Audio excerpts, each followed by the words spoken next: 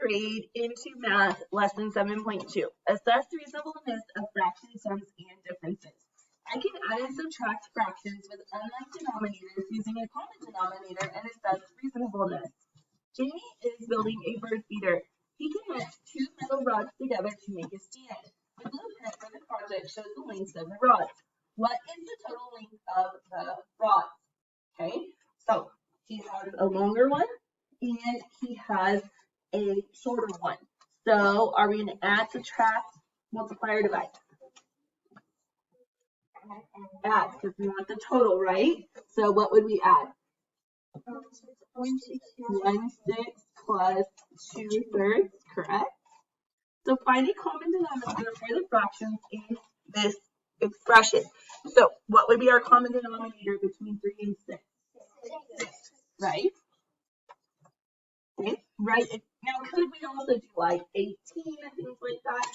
Yes, but that's going to get us a bigger number that eventually we're going to have to simplify, right? Okay, so if we try and stay with our least common denominator, then that helps us not have to do so much later on, right? Okay, so write equivalent fractions using the common denominator.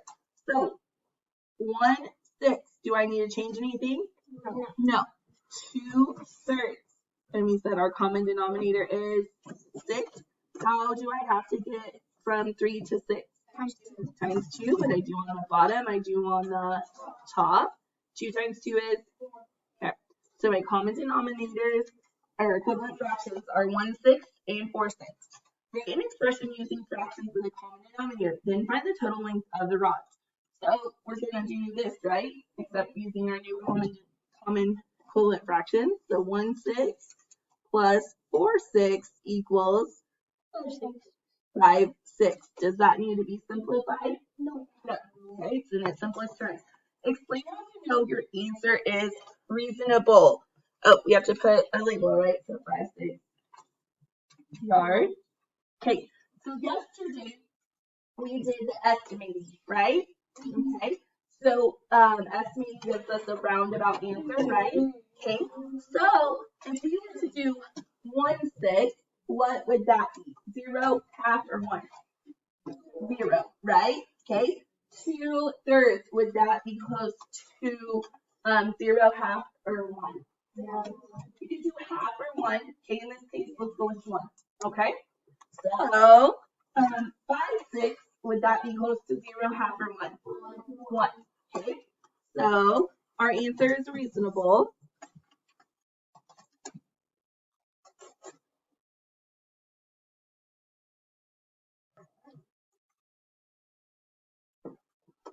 Because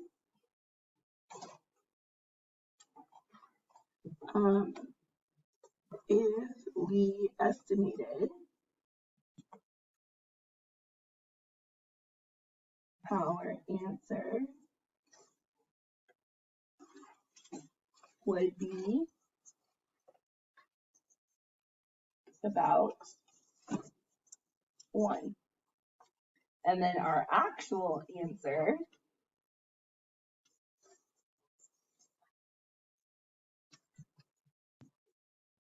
is close to 1 as well.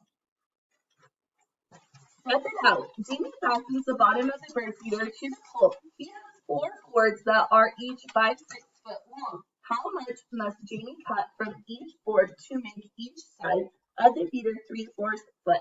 So each board is, to begin with, is 5/6 foot, right? He wants to get it to be 3/4 foot. So how much must he cut from each board to make the sides that way? So write an expression you can use to solve the problem. Okay, so what will be our equation? Minus 3/4. Okay, and then equals something, right? Write an expression using fractions with a common denominator to model the problem. Then find out how much Jamie must cut from each board. So what's going to be our common denominator? 12. Okay, so how do I get from 6 to 12? Times 2. So what I do on the bottom, I do on the top. So 5 times 2 is 10 minus something over 12. How do I get from 4 to 12? Times 3. So what I do on the bottom, I do on the top. So 3 times 3 is 9. So 10 twelfths minus 9 twelfths equals 1/12 what? Foot. Okay. Explain how you know your answer is reasonable. So 5/6 is about what, guys? 1, right? 3/4 is about 1. Okay. So 1 minus 1 is 0. And then 1/12, if we were to do 0, half, or 1, what's it closest to? 0. Okay. Our estimate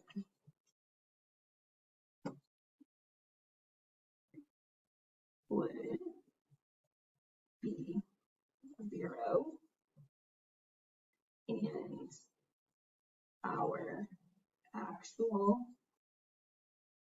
answer is close to 0 as well. Check understanding. Jamie searched for 7/8 ounce of glue. After a project, 1/4 ounce of glue is left. Write an expression that can be used to find how much glue Jamie uses. Solve the problem. Show that your answer is reasonable. So she has 7/8 ounces. After the project, she only has 1/4 ounce left. And then how much glue does Jamie use? Okay. So what are we going to do? Add, subtract, multiply, or divide? Subtract. Okay. So what's going to be our common denominator? 8. So 7/8 minus something over 8. How did we get from 4 to 8? Times 2. What we do on the bottom, we do on the top. So 5/8 ounce, right? Is our answer. How is that reasonable? 7/8 would be about what? So would it be 0, half, or 1? 1, right? Minus 1/4. Would it be 0, half, or 1? You could, 1/4 could go either way. You could go either to 0 or you could go to half. Okay, let's go with a higher estimate. Okay, so what would that be? Half, right? So that equals half, and then half is close to what? To 5/8, right? Because what is half of 8? 4. So we're going to leave an 8 off, right? Okay. So write the expression using fractions with the common denominator, then find the sum or difference. Okay. So number 2, what's going to be our common denominator? 15. Okay. So we're going to write 2/3 equals something over 15 minus 1/5 equals something over 15. How did I get from 3 to 15? Times 5. What I do on the bottom, I do on the top. 2 times 5 is 10. How do I get from 5 to 15? Times 3. What I do on the bottom, I do on the top. 1 times 3 is 3. So 10/15 minus 3/15 is 7/15. Is that simplified? Yes, because 7 is a prime number, right? Okay. Okay. Another one, I have 1/6 plus 3/4. What's going to be my common denominator? 12. Okay. So how did I get from 6 to 12? Times 2. What I do on the bottom, I do on the top. So 1 times 2 is 2. 4 to 12. Times 3. What I do on the bottom, I do on the top. 3 times 3 is 9. So 2 twelfths plus 9 twelfths is 11 twelfths. And you always need to make sure you're showing this work too, the multiplication, okay? So I can see your process of thinking. On your own, critique reasoning. Kyle is stringing a necklace with beads. He puts black beads on 5/8 of the string and white beads on 1/4 of the string. Kyle thinks that he will cover 6/12 of the string with beads. Is Kyle's claim reasonable? Okay, so 6/12, that's close to what? A half, right? Okay, so, all right, it's exactly half. Okay, so what do we need to do?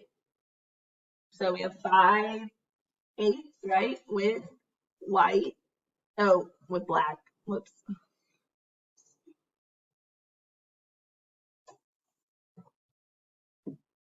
Okay, and then white beads on 1/4 of the string. Okay, so what are you gonna do? And then they want to know how much he's gonna cover. So we're gonna add. So 5/8 plus 1/4. What's our common denominator? 8. So this one doesn't have to change, right? How did I get from 4 to 8? Times 2. What I do on the bottom, I do on the top. So 5/8 plus 2/8. 7/8. So what's his claim reasonable? So no. Okay. So no, comma, he needs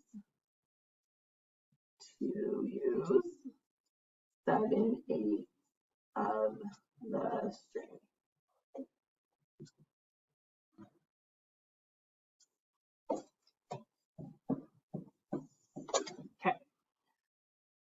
Okay.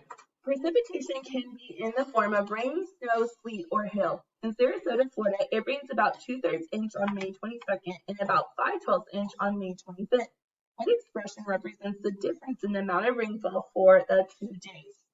We have 2/3 inch, 5/12, right? So what am I going to do? What's my equation going to look like? So you're going to put the bigger fraction first, right? Which one's bigger, 2/3 or 5/12? 2/3, right? So 2/3 minus 5/12 equals whatever, right? Write an expression using fractions with a common denominator, then find the difference. Okay, so we're going to have 2/3 minus 5/12. What's going to be our common denominator? So the bottom one can just be rewritten, correct? So how do I get from 3 to 12? Times 4. What do I do on the bottom? I do on the top. 2 times 4 is 8. And then 8 twelfths minus 5/12 is that simplified? No. What goes into 3 and 12? 3. 3 goes into 3 once. 3 goes into 12 4 times. So 1/4 of an inch. Okay, write the expression using fractions with a common denominator, then find the sum. So we have 3/8 plus 1/6. What's going to be our common denominator? 24. Okay. How do I get from 8 to 24? Times 3. What I do on the bottom, I do on the top. 3 times 3 is 9. How do I get from 6 to 24? What I do on the bottom, I do on the top. So 9 24ths plus 4 24ths is, okay, can I simplify it? No, because 13 is a prime number. So prime number means what? Only one in itself can go into it, right? Okay. All right, next one, 7/4. Oh, no, 3/4. So 3/4 minus 7/12. What's our common denominator? Oh, so the bottom one can just be rewritten, correct?